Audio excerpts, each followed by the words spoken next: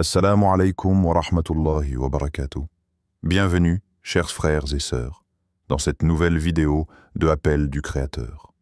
Abonnez-vous à notre chaîne pour ne manquer aucune de nos vidéos qui nourrissent l'âme, éveillent le cœur et vous rapprochent d'Allah.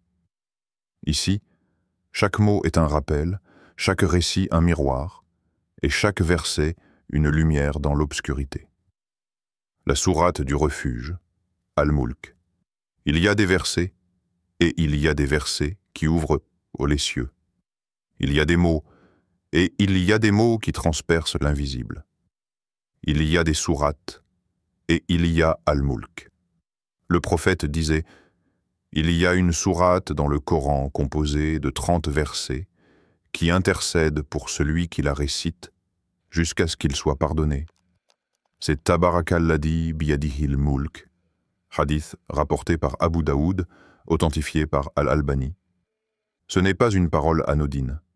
C'est un sceau prophétique, une clef révélée, une vérité pour ceux qui cherchent un refuge dans la nuit. Al-Mulk n'est pas simplement un chapitre du Coran, c'est un refuge céleste, un bouclier d'intercession, une lampe posée dans l'obscurité de ce monde. Le prophète ne passait aucune nuit sans la réciter, aucune. Et quand le messager d'Allah, le plus pur des cœurs, le plus éveillé des hommes, ne quittait jamais cette sourate, que dire de nous, qui vacillons chaque soir entre peur et insouciance? Écoutez. Tabarakalladhi biyadihil mulk, wa huwa ala kulli shay'in qadir. Béni soit celui dans la main de qui est la royauté, et il est omnipotent. Sourate Al-Mulk, verset 1. Un verset qui frappe comme un tonnerre doux. Un verset qui remet l'ordre dans le chaos de nos pensées nocturnes. Quand tu le récites, tu rappelles à ton âme qui détient ton souffle, ta vie, ton destin. Celui qui possède le mulk, la royauté, ne connaît pas la fatigue. Il n'oublie pas, il ne dort pas, il ne faiblit pas. Quand toi tu plonges dans le sommeil, lui, il veille. Ce premier verset suffit à réaligner une âme désorientée. Il dépose sur la poitrine une certitude brûlante. Tu n'es jamais seul. Même dans le silence de ta chambre, même dans les ténèbres de tes angoisses, le roi t'entoure, le roi t'enveloppe, le roi te suffit. Mais pourquoi cette sourate précisément? Pourquoi ce choix prophétique chaque nuit avant de s'endormir? Parce qu'Al-Mulk parle de la puissance d'Allah, de son contrôle total sur la création, du but de la vie, du châtiment du feu, du sens de l'épreuve, de la vigilance constante du Créateur sur ses serviteurs. Elle t'arrache à l'oubli. Elle éteint les illusions du monde. Elle redresse ton cœur penché vers l'éphémère. Et elle t'offre une vérité simple et sublime. La nuit n'est pas vide. Allah y est. Réciter cette sourate, ce n'est pas simplement lire. C'est remettre ton âme entre les mains du Tout-Puissant. C'est confier ton sommeil à celui qui tient les étoiles en équilibre. C'est reconnaître que la royauté ne se trouve ni dans les palais, ni dans les fortunes, mais dans la main du Créateur. Et chaque verset est un coup de lumière dans l'obscurité de ta vie. Un rappel que même quand tout s'éteint, Allah est. Alors, dis-moi, si cette sourate intercède pour celui qui la récite, si elle protège, éclaire, élève et pardonne, pourquoi passes-tu tes nuits sans elle? Quand la nuit tombe, un voile sacré enveloppe la création. Les hommes ferment leurs volets, les rues se vident, et les voix s'éteignent. Les voix s'éteignent doucement, comme si la terre elle-même s'inclinait devant la grandeur de l'obscurité. Mais ce silence n'est pas un vide. C'est un écrin pour les pensées que l'on repousse en plein jour. Un miroir dans lequel l'âme se regarde sans filtre. Une solitude qui révèle nos vérités cachées. Dans cette obscurité, le croyant ressent. Il ressent les échos du monde invisible. Il sent que la nuit n'est pas qu'un décor noir, mais un lieu habité, chargé de mystères, de présence, de mouvements que les yeux ne voient pas. Et alors, une question se lève dans le cœur. Qui me protège lorsque tout dort? Lorsque les portes sont fermées, les lumières éteintes, les corps allongés, les âmes errantes dans le sommeil. Qui veille encore sur moi? Le prophète Muhammad connaissait ce besoin profond. Pas seulement celui de dormir, mais celui d'être protégé. Protégé des djinns, du mal de l'œil, des mauvaises intentions, des cauchemars, des tentations nocturnes, mais aussi, et surtout, des péchés de l'âme, des pensées sombres, du désespoir qui peut surgir dans le silence. Alors, chaque nuit, sans exception, il récite. Il murmure dans l'obscurité une sourate qui devient une armure, un rempart, une lumière entre lui et ce que l'on ne voit pas. Il ne s'agit pas d'un simple verset, mais d'une sourate entière. Une parole d'Allah qu'il a choisie pour clore sa journée. Une parole de feu sacré, douce mais puissante. Et toi, que récites-tu avant de fermer les yeux? Quelle porte ouvres-tu avant que ton âme ne quitte ton corps pour entrer dans le sommeil? As-tu jamais senti cette angoisse subtile juste avant de t'endormir? Ce frisson étrange, ce sentiment d'être observé par quelque chose que tu ne peux nommer? Ce poids sur ta poitrine, ou cette pensée qui tourne en boucle et t'empêche de trouver le repos?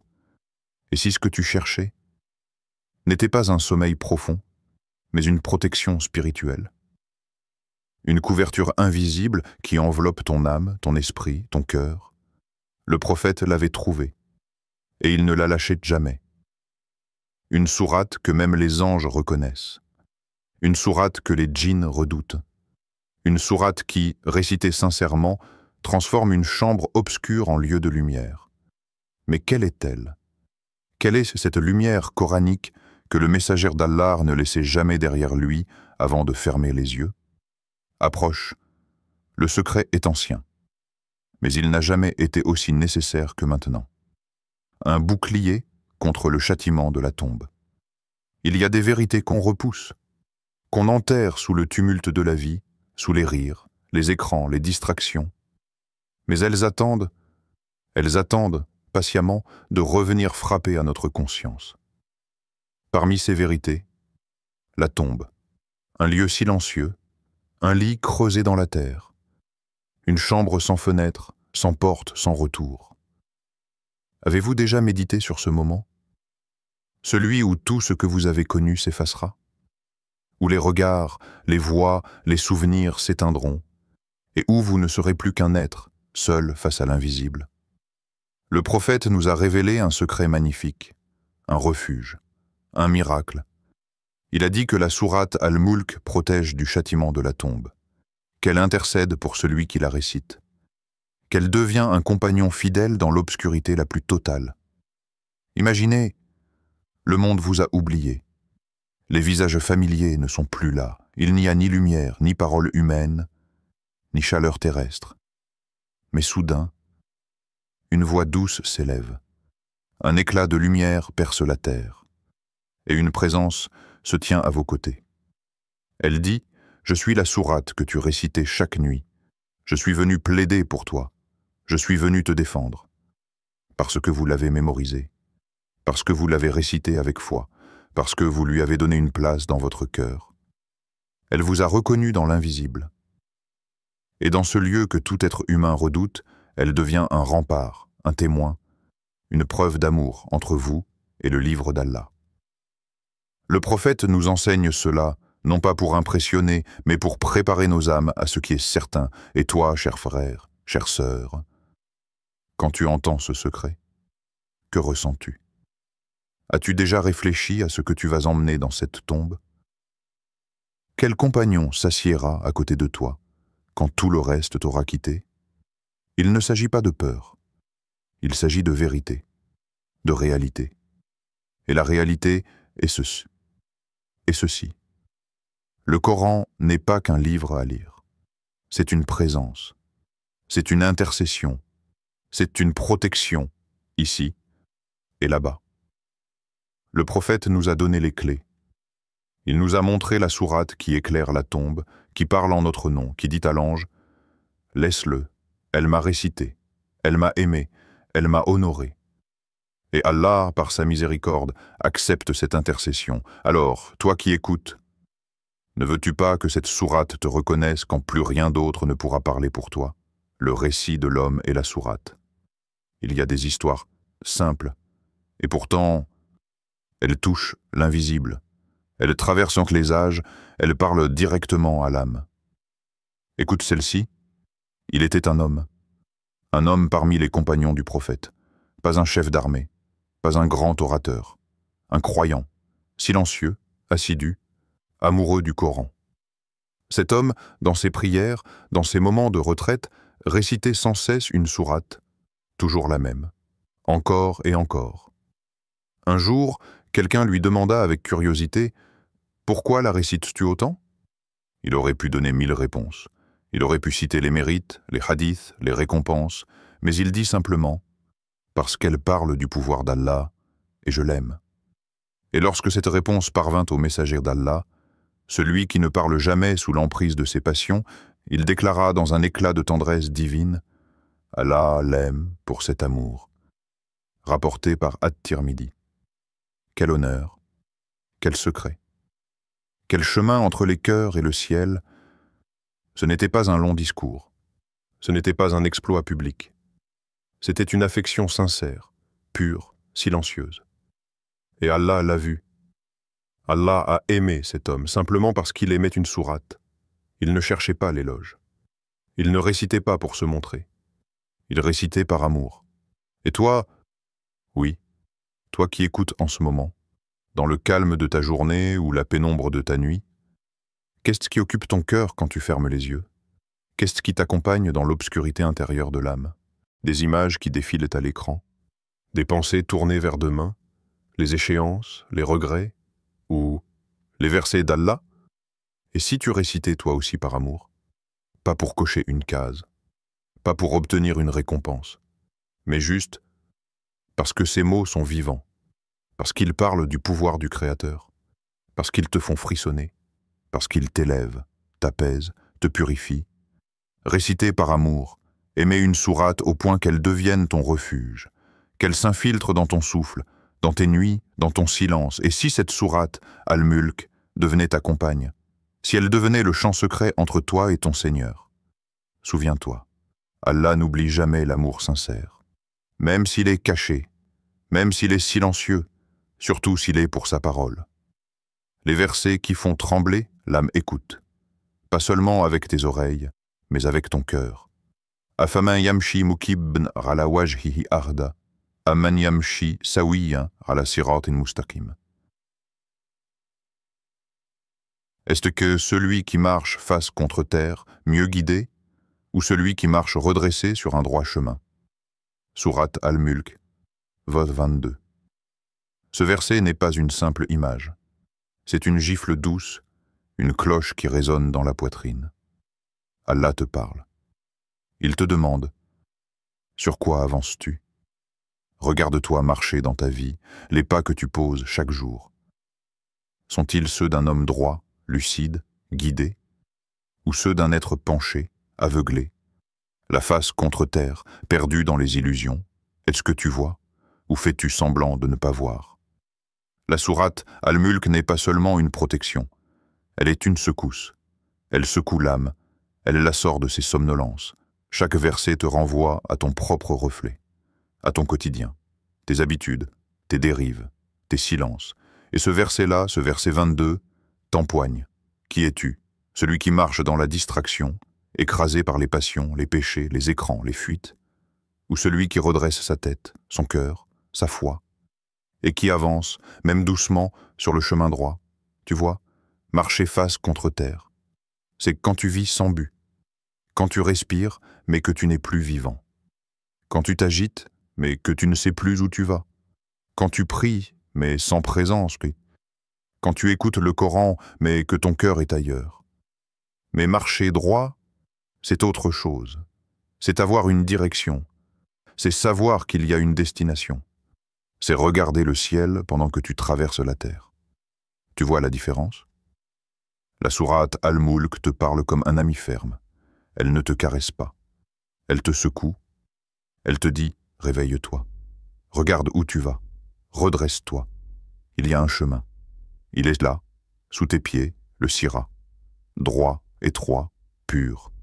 Et il commence, maintenant, par un pas, par une intention, par un verset qui entre en toi comme un éclair dans la nuit.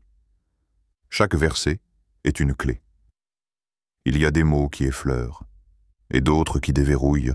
Chaque verset de la sourate Al-Mulk est une clé spirituelle. Pas une simple lecture, pas une récitation mécanique, mais une invitation à pénétrer un domaine invisible, celui de la conscience, de la responsabilité, de l'éveil. Écoute ce verset. Il est simple en apparence, mais il contient un secret immense. Alladhi khalaqa al-mawta wal-hayat liyabluwakum ayyukum ahsanu amala. Celui qui a créé la mort et la vie afin de vous éprouver et de savoir qui de vous est le meilleur en œuvre. Sourate Al-Mulk, Vauban 2. Il ne dit pas le plus riche, ni le plus visible, ni le plus applaudi, mais le meilleur en œuvre, le plus sincère, le plus pur, le plus discret peut-être, mais le plus aimé de Dieu. La vie n'est pas un terrain de jeu, c'est un champ d'épreuve. Et la mort n'est pas la fin, mais le commencement d'un dévoilement. Pourquoi la mort a-t-elle été créée? Pourquoi pas seulement la vie? Parce que la mort est un rappel, un miroir brutal, une frontière. Allah a créé les deux, la vie et la mort, comme deux visages d'une même réalité. La vie pour agir, la mort pour récolter. Chaque souffle que tu prends est une réponse à une question invisible. Que fais-tu de ce que tu es? Et même ton sommeil, ce moment que tu crois inoffensif, est scruté. Ton dernier acte avant de dormir, ta dernière pensée, ton dernier mot, ton dernier dhikr. Sauras-tu dormir comme un croyant ou t'endormiras-tu comme un insouciant? Celui qui lit la sourate Al-Mulk avant de fermer les yeux, c'est qu'il pourrait ne jamais les rouvrir. Tu comprends alors? Chaque verset est une clé, pas seulement pour ta protection, mais pour ta perception. Chaque mot te ramène à toi-même. Il parle de la création du ciel, mais il parle aussi de ton regard. Il parle du pouvoir d'Allah, mais il t'interroge sur ce que tu adores. Il parle du jour dernier, mais il te demande « Es-tu prêt ?» Chaque verset est un code sacré. Il ne se déclenche pas par la langue, mais par le cœur. Alors ne lis plus cette sourate comme un simple rituel. Lis-la comme on ouvre une porte. Lis-la comme on se confie à un guide. Lis-la comme on entre dans un sanctuaire, les mains vides, mais l'âme assoiffée. Le pouvoir de la constance. Il y a des secrets qui ne s'ouvrent qu'avec une seule clé, la constance. Pas l'intensité soudaine, pas l'élan de quelques jours, puis l'oubli, mais la fidélité, nuit après nuit, même dans la fatigue, même quand le monde vous distrait, même quand votre âme chancelle. Le prophète ne récitait pas sourate Al-Mulk une fois par mois, ni de temps en temps, selon l'humeur. Il la récitait chaque nuit, même en voyage, même après une journée épuisante, même dans l'inconfort du désert. Pourquoi cette régularité? Parce qu'il savait. Il savait que ce lien avec Allah, ce pacte nocturne, ne pouvait être fort que s'il était vivant chaque nuit. Le Coran n'est pas un médicament d'urgence. Il est une nourriture quotidienne. Et sans constance, même la parole d'Allah reste à la surface du cœur, comme l'eau sur une pierre sèche. Tu veux la protection? Tu veux la lumière dans l'obscurité? Tu veux qu'un verset parle pour toi quand tout le monde se tait? Alors sois constant, pas parfait, mais constant. Même si tu récites difficilement, même si tu ne comprends pas tout, même si tu luttes contre le sommeil. Continue, reviens, relis. La sincérité ne se mesure pas à la perfection de la voix, mais à la régularité de l'effort. Pose-toi cette question, ce soir, avec honnêteté. Quel est ton dernier mot avant de dormir? Est-ce le nom d'Allah? Ou est-ce une image, une musique, une distraction? Est-ce un verset ou une anxiété du lendemain? Ce que tu emportes dans ton sommeil parle de ce que tu sèmes pour l'au-delà. Le rappel s'efface, doucement, imperceptiblement, si tu ne le maintiens pas vivant. Et parfois, ce n'est pas que le Coran ne parle plus. C'est nous qui avons baissé le volume. Mais celui qui s'accroche au dhikr, à la récitation, à la parole d'Allah avec constance, même par quelques versets, voit son cœur se transformer, voit sa nuit devenir une forteresse, voit sa tombe devenir un jardin. Le pouvoir de la sourate Al-Mulk n'est pas dans la récitation exceptionnelle. Il est dans l'engagement discret, humble, mais fidèle. Alors, que diras-tu à Allah ce soir? Lui parleras-tu comme on parle à un roi que l'on aime? Ou le laisseras-tu t'attendre encore, pendant que tu t'endors sans lui? Une invitation à l'engagement ce soir. Ne laissez pas la nuit vous engloutir sans lui avoir parlé. Avant de fermer les yeux, avant de céder au silence du sommeil, faites un pas, un seul. Prenez le mouchaf.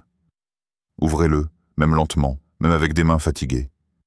Tournez doucement les pages, jusqu'à sourate Al-Mulk, et commencez.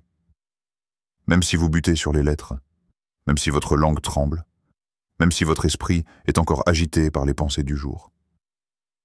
Commencez. Et sentez. Sentez les mots descendre. Sentez leur douceur, leur puissance, comme une pluie lente dans un désert aride.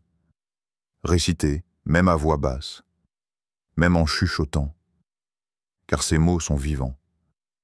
Ils vous entendent, ils vous entourent, et soudain, ce n'est plus seulement vous qui lisez, c'est la sourate qui vous enveloppe, comme une couverture céleste, douce mais invincible. Elle se glisse entre vous et vos craintes, entre vous et vos péchés, entre vous et les ténèbres invisibles. C'est une lumière que vous emportez dans le sommeil, une lumière qui vous suit dans les rêves, dans les silences, dans l'au-delà. Écoutez ce verset.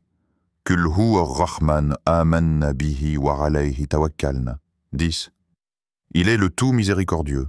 Nous avons cru en lui et c'est en lui que nous plaçons notre confiance. Sourate Al-Mulk, 29. C'est là l'engagement, croire, se confier, s'abandonner avec foi dans les bras du miséricordieux. Ce n'est pas un simple rituel, c'est une rencontre intime, un rendez-vous spirituel avec celui qui ne dort jamais, un pacte silencieux dans le noir, mais qui illumine les mondes invisibles. Et si ce soir tu le fais, et si demain tu le recommences, et si après-demain tu continues, alors ce ne sera plus qu'un acte. Ce sera une habitude sacrée, une armure invisible, une voix du cœur qui parlera même quand ta bouche sera muette. Commence ce soir, fais de ta nuit un sanctuaire. Car celui qui commence avec Allah ne termine jamais seul. Chers frères et sœurs bien-aimés, Sourate Al-Mulk n'est pas simplement une récitation du soir. C'est un refuge, un souffle, une confiance. C'est l'acte d'un cœur qui, avant de s'éteindre dans le sommeil, se remet entièrement entre les mains de celui qui ne s'éteint jamais. Quand vous prononcez ces versets, vous dites à Allah, « Je te fais confiance. Tu es mon roi, mon gardien, ma lumière. » Et Allah entend. Il entend ce murmure dans le silence de votre chambre. Il voit vos paupières lourdes, mais votre foi éveillée. Il connaît votre fatigue, mais aussi votre amour pour lui. Prenez cette habitude, n'en faites pas une obligation vide, mais un rendez-vous d'amour avec votre Seigneur. Un moment intime entre votre âme et le livre d'Allah. Car chaque nuit est un petit retour à lui. Et sourate Al-Mulk est la clé de ce retour. Qu'Allah fasse de cette sourate votre défenseur dans la tombe, votre lumière dans l'obscurité, votre compagnon fidèle lorsque tout aura disparu. Qu'il vous couvre de sa protection, qu'il bénisse vos nuits, vos rêves, vos silences, et qu'il vous élève, vous et vos proches, par son livre éternel. Assalamu alaikum wa rahmatullahi wa barakatuh. Si ce rappel a touché votre cœur, n'oubliez pas de vous abonner à Appel du Créateur pour ne manquer aucun rappel qui éclaire votre chemin vers Allah. Et surtout, partagez cette vidéo. Car peut-être, par votre geste, un autre cœur récitera cette sourate ce soir et sera sauvé pour l'éternité.